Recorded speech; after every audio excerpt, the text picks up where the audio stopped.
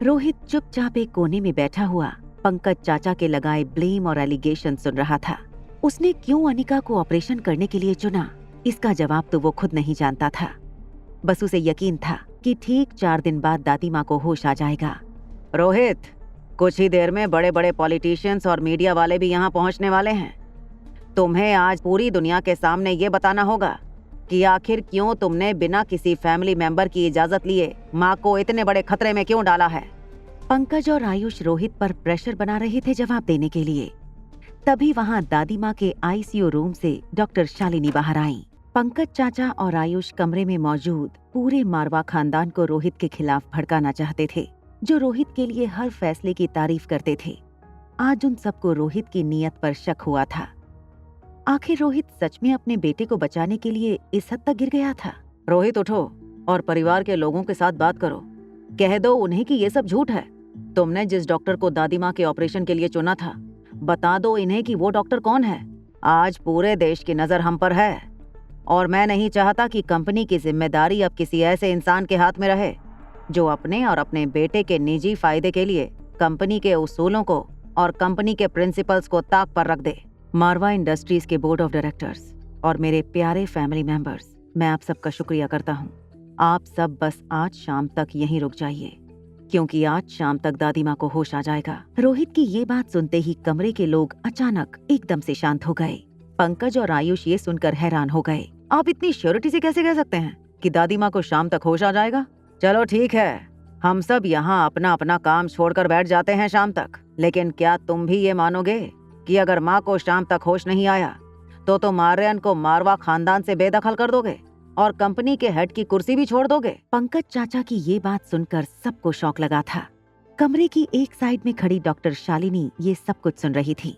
Doctor Shalini ने table पर पड़ा एक कांच का ग्लास उठाया और एक चम्मच से ग्लास को बजाते हुए सबसे कहा, एक खुशखबरी है, दादी माँ को होश आ गया है।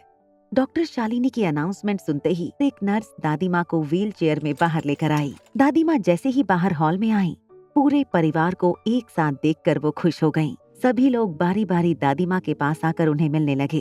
पंकज और आयुष अब तक ये यकीन नहीं कर पा रहे थे। बाप बेटे ने एक दूसरे की तरफ देखा और अचानक अपने मुंह से टेंशन वाले एक्सप्रेशन हटाकर खुश होने की एक्टिंग करने लगे। दादी माँ, मैं और पापा बता नहीं सकते कि आज आपको ऐसे देखकर हमें कितनी खुशी हो रही है। माँ, भगवान का लाख लाख शुक्र है कि उस बच्चे के अटैक से तुम बच गईं। पंकज के मुंह से ये बात सुनते ही दादी माँ का एक हाथ जोर से पंकज के गालों पर पड़ गया। थप्पड़ की आवाज इतनी ऊंची थी कि हॉल में मौजूद सभी लोग अपनी अपनी जगह पर खड़े हो गए। वो छोटा सा बच्चा मुझसे बहुत प्यार करता है। जब मैं सीढ़ियों से गिर रही थी तब वो मुझे बचाने की कोशिश कर रहा था, मगर उसके नन्हे शरीर में मुझे बचाने की ताकत नहीं थी। आर्यन पागल नहीं है। पागल तो वो लोग होते हैं जो अपने फायदे के लिए किसी बच्चे की जिंदगी बर्बाद करने से भी नहीं चूकते। कमरे में खड़े सभी लोग ये बात समझ चुके थे कि रोहित और आर्यन को मारवा खानदान से बेदखल करने के लिए पंकज और आयुष ने ये पूरा ड्रामा खड़ा किया था। दादी माँ ने डॉक्टर शालिनी को अपने पास बुलाया और रोहित से कहा, एक बात कहूँ रोहित, आज मैं जो वापस होश में आ सकी हूँ वो बस सिर्फ इसी लड़की की वजह से। दरअसल मेरे गुरुजी इस टैबलेट को कुछ ही दिनों में लॉन्च करने वाले थे, मगर मैंने उनसे स्पेशल परमिशन लेकर दादी माँ के लिए दवाई मंगवा ली। मिस्टर मारवा, ये दवाई का चमत्कार ही है। डॉक्टर शालिनी की बातें सुनकर अनिका कमरे से बाहर निकल गई। रोहित फौरन अनिका के पीछे दौड़कर गया, मगर जब तक रोहित कॉरिडोर में पहुंचता, अनिका एलिवेटर से जा चुकी थी। रोहित जानता था कि डॉक्टर शालिनी के दावे झूठे हो सकते थे। मल्होत्रा हाउस। शीला मासी बहुत गुस्से में किशन मामा के साथ बात कर रही थी। उन्हें अभी अभी किसी ने फोन करके ये खबर दी थी कि मल्होत्रा फार्मेसी के सबसे बड़े कॉम्पिटिटर कल्याण शास्त्री की कंपनी शास्त्री आयुर्वेदा ने अमृत टैबलेट का ऐलान किया है। कुछ ही दिनों में वो एक साथ प्रोडक्शन डिस्ट्रीब्यूशन शुरू करेंगे। ये अमृत टैबलेट तो स्वाति ने बनाई थी, मैं जानती हूँ।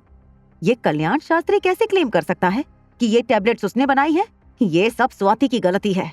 काश मेरे पास वो किताब होती जिसमें सारे के सारे मेडिकल फॉर्मूला लिखे थे, और आज मल्होत्रा फार्मेसी देश की नहीं बल्कि दुनिया की नंबर 1 फार्मेसीज में से एक होती। मगर अब तो ये कल्याण पूरा मार्केट कैप्चर कर लेगा। उसकी कंपनी नंबर 1 पोजीशन हासिल कर लेगी और मल्होत्रा फार्मेसी हमेशा हमेशा के लिए मिट्टी में मिल जाएगी। किशन मामा और अंजलि मामी की बेटी श्वेता ड्राइंग रूम में खड़ी हुई ये सब कुछ सुन रही थी। कंपनी के बंद होने की खबर सुनकर श्वेता बहुत घबरा गई थी। अंजलि मामी ने उसे समझाते हुए कहा, बेटा अभी तुम बहुत छोटी हो, बिजनेस में उतार चढ़ाव तो होते ही रहते हैं, तुम चिंता मत करो, सब कुछ ठीक हो जाएगा। हाँ, मैंने तुम्हें कहा था ना कि दादी माँ के टेबल पर कुछ आयुर्वेदिक टैबलेट रखी हैं, जरा तुम चेक करके बता सकोगी एग्जैक्टली टैबलेट क्या है?